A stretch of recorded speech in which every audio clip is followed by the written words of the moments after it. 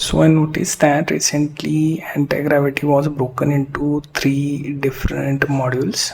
First being command line interface, then IDE, and there is also Antigravity as desktop app. And there is also one more component which is SDK for agents. So if you take a look at the agent part, here you can see they have allowed you this particular Python library to create standalone agents. Now you can make those in scripts or you can include them in your full stack apps, right? So if you use them as agents in script, it would be easier on command line, but you won't get the details on how it does the work. It will do that in the background unless you put some sort of lock to show within command line apps. Those will become standalone script.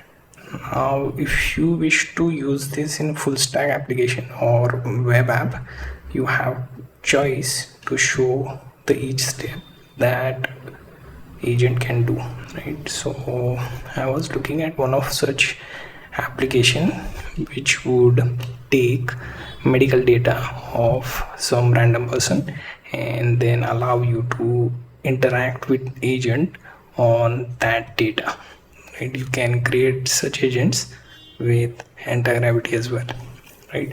So if we take a look at that part, so here is what I have done. I have created one of the project in Antigravity IDE, and here I am going to add a long prompt explaining that I want to create one agent in Antigravity SDK which would show me steps like how the agent was created, how it is fed with the medical history data of a patient, and third we are going to query some data to that agent, so it will answer based on the data fed, right? So that's my prompt is about. You can create this similar prompt on, let's say, Gemini or any other AI wrapper of your choice like GPT and so on. So let me put that prompt into here. So we will basically paste such prompts here, and we have to also give reference to this Antigravity SDK, right? So I will copy this and paste it here. Use docs and SDK reference from here, right?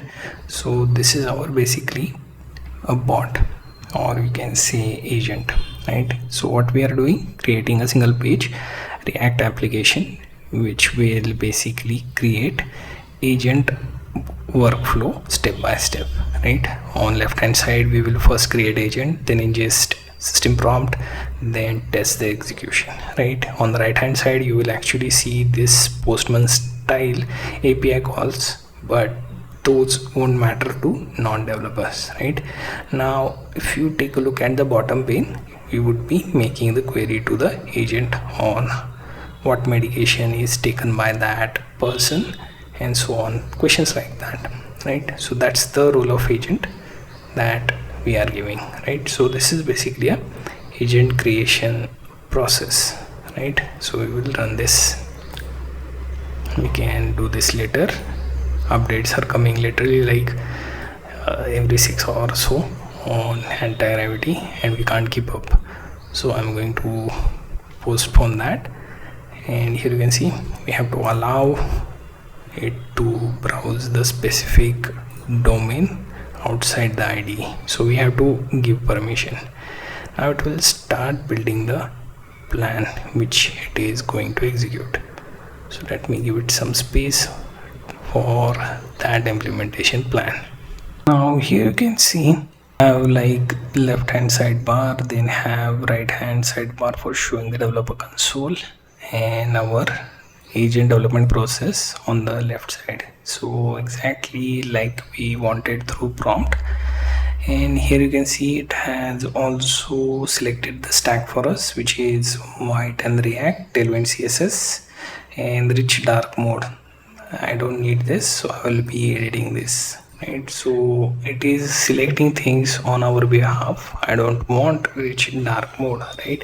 So I suppose I have to edit at the end. It is also selecting SQLite 3 for this type of simulation. So this would be a good start. So basically, when you are creating an agent, you have choice between creating the agent through your full stack application like web or even mobile. Alternatively, you can also use the command line, right? So our workflow is for that web app, right? So now, as you can see, it has also changed the UI into hero UI light mode, right? And everything was possible within like 5 minutes of our work. It is very quick on that part, right? I have to open this particular project in this location 5173 report. So I will click on it, right? So here you can see the whole process looks a bit ugly and I have to improve on that part. Currently I just can't view this in a clear way, right?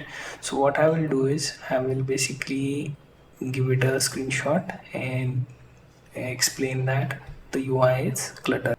So I explained exactly what is going wrong and also attached the image. So now it should hopefully show me that UI change, and it should also update our implementation plan, and finally the summary should update as well, right? So they have made some changes. Hopefully it will work. We have to go through a bunch of iteration before we can get UI changes right, because once they start they get pretty much an issue, you can say, with most of the coding agents, and I may have to spend some time trying to fix that before I can show you. Now as you can see, it has implemented those changes.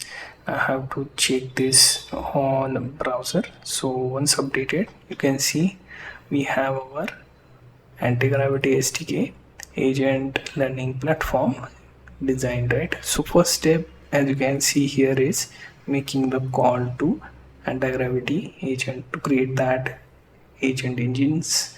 First step, right? On the right hand side you can see the logs that we would see as we execute the step, right? Next you can see I can also reset the progress and also see the connection status currently. And finally the agent query area, it is locked. Unless all our three steps are followed, it won't open, right? Now first part is the creation of agent and initialize the agent engine, right? So it's basically a query agent equals agent, and within that method we are passing engine equals to anti-gravity 2.0. We execute this step and we can see on the right hand side we have logs that engine is initialized, available on 8080 port, and it says success, right? So this is first step. We establish the connection. Now we have to ingest a certain patient records, right? So that agent understand this is the purpose of that agent, to hold the patient history, right? Now what I can do is I can execute this step, and here you see the data is added into the SQLite, right? This is the dummy data, you can see, and where we are basically first creating the table, and once we create the table we are populating with a person's data, right? So here you can see type 2 diabetes, A positive, essential hypertension, and so on. That's the data being added here, right? Now the next step would be to test the agent execution, right? So we basically execute this. Now we made the ping. Now it would be available for us to make a query to that agent. So our agent is now live and we can extract the history of that patient, right? So here you can see it says, hello, I am Antigravity's patient query agent. You can ask anything about loaded patient records, right? So we can say we have last visit. So it will search for that and it will tell you that last visit was on May 12, right? And regarding the dietary changes, then we can also take a look at the allergy part, or we can check the medication part as well, right? So here you can see allergies specific to penicillin and sulfur drugs, right? So these are the issues, right? So we created a medical agent using Antigravity SDK, right? And the reason I did entire app in a workflow type so that you can understand. Otherwise, if I just created this agent with command line interface, you wouldn't understand the steps it goes through. So these 3 steps is how you work with agent. First you create or initialize it, then add some data, whether dummy or genuine, that depends on your use case and that instance of agent in which you wish to use, right?